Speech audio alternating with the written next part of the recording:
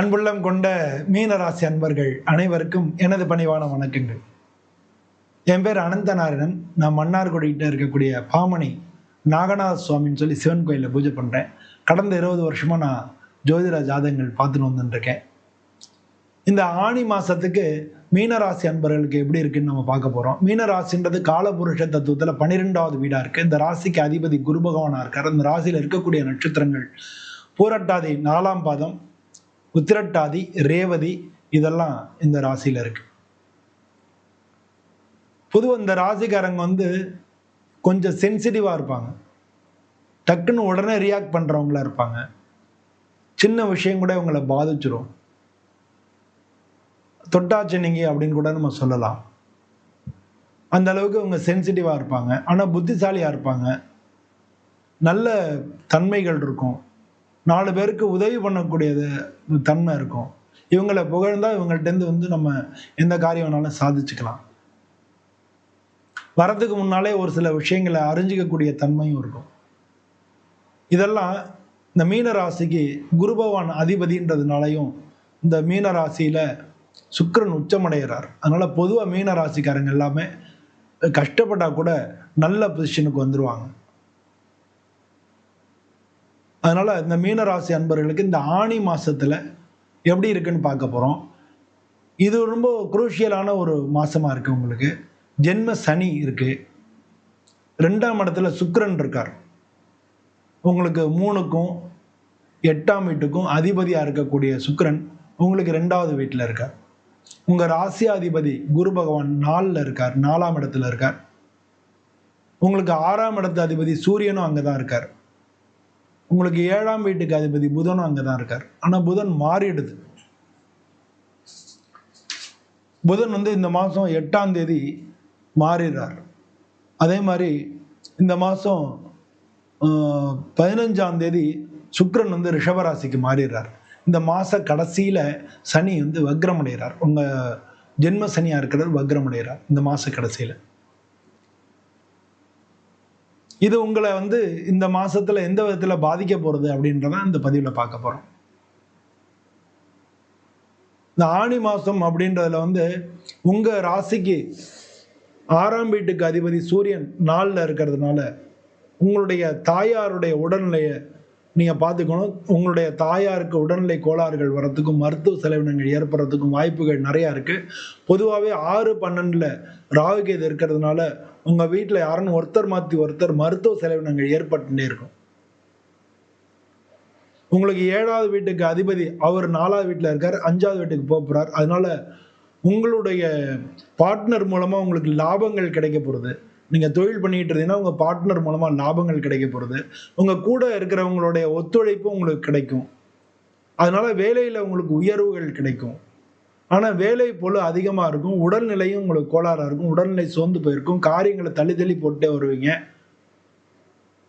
ஜென்ம சனி நடக்கிறதுனால உங்களுக்கு உடம்பு பிரச்சனைகளும் இருக்கும். ஆனா அதோடய நீங்க பண்ணிட்டே வாங்க. உடம்பு முன்ன இருந்த மாதிரி இல்லை, கொஞ்சம் உடம்பு ட்ரபிள் கொடுக்குன்னு நீங்களே ஃபீல் பண்ற அளவுக்கு தான் உடம்பு இருக்கும்.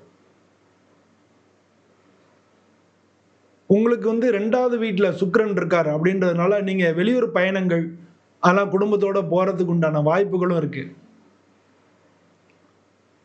உங்களுக்கு 11, 12 இது 2க்கும் அதிபதியா இருக்கக்கூடிய சனி பகவான் உங்களுடைய லக்னத்திலேயே இப்ப உங்களுடைய ராசியிலேயே இருக்கிறதுனால பல பேருக்கு வெளிநாட்டு வாய்ப்புகள் கிடைக்கிறதுக்கும் வெளி ஊருக்கு வெளி தூர தேச பிரயாணங்கள் போறதுக்கும் வாய்ப்புகள் நிறைய இருக்கு. அது சுற்றுலாவை கூட இருக்கலாம், இல்ல கஷேத்ராடனமா அதாவது கோயில்களுக்கு போறதாகவும் இருக்கலாம்.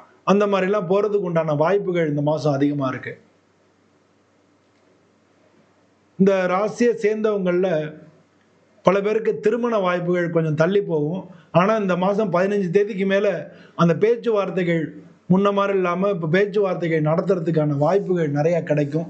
அதை யூஸ் பண்ணிக்கோங்க, பேச்சுவார்த்தைகள் நடத்துங்க.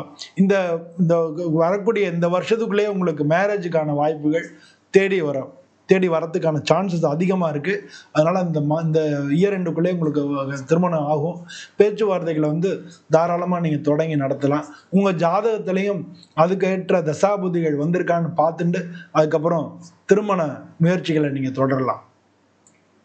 ஏற்கனவே இந்த ராசியில ராகு இருந்தது, அவர் இப்ப பெயர்ச்சி ஆயிருக்காரு. அதனால இந்த ராசியில இருந்தவங்களுக்கு குடும்பத்துல பிரச்சனைகள்லாம் இருந்ததுன்னா அதெல்லாம் வந்து இப்ப பேச்சுவார்த்தைகள் மூலமா சரி பண்றதுக்கான சான்சஸ் அதிகமா இருக்கு. பேச்சுவார்த்தை சரி பண்ணி திரும்ப சேர்ந்து வாழ்றதுக்கு வாய்ப்புகள் வந்துட்டே இருக்கு. இந்த மாசம் 15 தேதிக்கு மேல திரும்ப சேர்ந்து வாழ்றதுக்கு வாய்ப்புகள் கிடைக்கும். ஏற்கனவே பிரச்சனை ஆகி பிரிஞ்சு போயிருந்தீங்கன்னா இன்னொரு கல்யாணம் பண்றதுனால அதுக்கான சந்தர்ப்பங்களும் இந்த மாசம் 15 தேதிக்கு மேல வருது. அதனால நீங்க அதுக்கு வேண்டிய முயற்சிகளையும் நீங்க எடுக்கிறதுக்கான காலகட்டமா இருக்கு. இந்த ராசியை சேர்ந்தவங்களுக்கு பல பேருக்கு படிப்புக்கு மேல் படிப்புக்கு வாய்ப்புகள் கிடைச்சிருக்கும். ஆனாலும் வந்து சரியான வாய்ப்புகளா இருக்காது. முன்ன நீங்க எதிர்பார்த்த அளவுக்கான வாய்ப்புகள் கிடைக்காம, இல்ல அங்க தங்குறதுல, அங்க இருக்கிறதுல ஒரு சில பிரச்சனைகள்லாம் ஏற்படும். அதெல்லாம் சரியா போயிடும். பிரச்சனை ஏற்பட்டு சரியாயிடும். இந்த மாசம் 15 தேதிக்கு மேல அதெல்லாம் எல்லாம் செட்டில் ஆயிடும். கவலைப்பட வேண்டாம். பொதுவா மீன ராசியை பொறுத்தவரை ஜென்ம சனி நடக்கிறது. அதனால எல்லாத்துலயும் ஒரு சில சின்ன சின்ன தடைகள் வந்து அதுக்கப்புறம் தான் வெற்றி கிடைக்கும் அப்படிங்கிறத நீங்க புரிஞ்சுக்கணும்.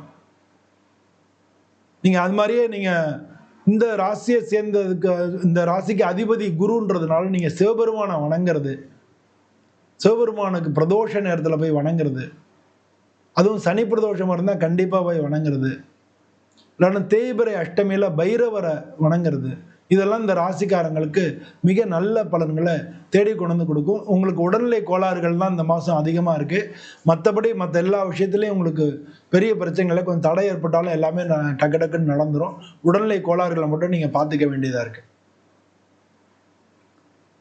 இதை மட்டும் பார்த்துட்டீங்கனாலே இந்த மாதம் வந்து உங்களுக்கு மிக நல்ல மாதமாக இருக்கும்.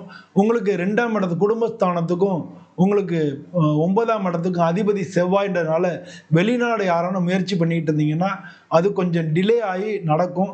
ஆனால் டிலே ஆகிறதுக்காக நீங்கள் சோர்ந்து போயிட வேணாம். தொடர்ந்து உங்களுடைய முயற்சிகளை தொடங்குங்க. ஏன்னா வாழ்க்கையில் நம்ம முன்னேறணும்னா நமக்கு முயற்சி, நம்மளுடைய விடாத உழைப்பு, தன்னம்பிக்கை, இது 3 தான் நமக்கு வெற்றியை கொண்டு வந்து தரும். இது ஜாதகத்திலே இல்லாட்டினாலும் நமக்கு வந்து திருக்குறளே சொல்லியிருக்கு, தெய்வத்தால் ஆகாதனும் முயற்சி தன் மெய் வருத்த கூலி தரும்னு சொல்லியிருக்கு. அதனால நமக்கு வந்து நம்மளுடைய முயற்சியை கைவிடாம நம்ம தொடர்ந்து பண்ணிட்டே இருந்தாலே நிச்சயம் வெற்றி கிடைக்கும். உங்களுக்கு உங்க ராசியில ஜென்ம சனியா நடக்கிறது மட்டும்தான். நீங்க அதுக்காக பயப்பட வேண்டாம். அவர் சோதனையில கொடுத்து உங்களை வந்து வைரத்தை பட்ட தீட்டுற மாதிரி உங்களை சோதனையில கொடுத்து உங்களுக்கு சரியான பாதையை காட்டுவார். இதுதான் நடக்கும். பொதுவாகவே சனி சம்பந்தப்படாமல் ஒருத்தருக்கு வேலை, கல்யாணம், குழந்தை இது 3மே வந்து நடக்காது. ஏதானும் ஒரு வகையில் தசாபுதியிலையோ இல்லை வந்து உங்களுக்கு அஷ்டமச்சனியோ, அர்த்தாஷ்டம சனியோ, சகாய சனியோ, அது மாதிரி கண்டச்சனியோ ஏதானும் ஒரு வகையில் சனி பகவான் சம்மந்தப்பட்டாதான் உங்களுக்கு இந்த மாதிரி விஷயங்கள் எல்லாமே நடக்கும்.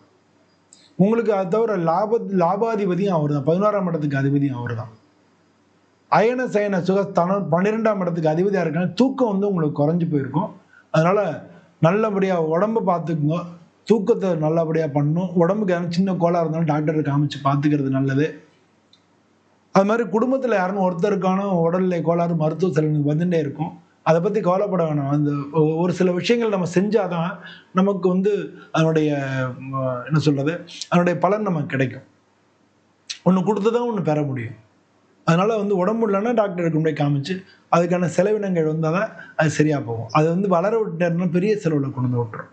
ஸோ அதனால் இந்த மாதிரி வாழ்க்கையை அமைச்சிருந்தீங்கனாலே உங்களுக்கு இந்த ஆணி மாதம் மிக நல்ல மாதமாக இருக்கும்.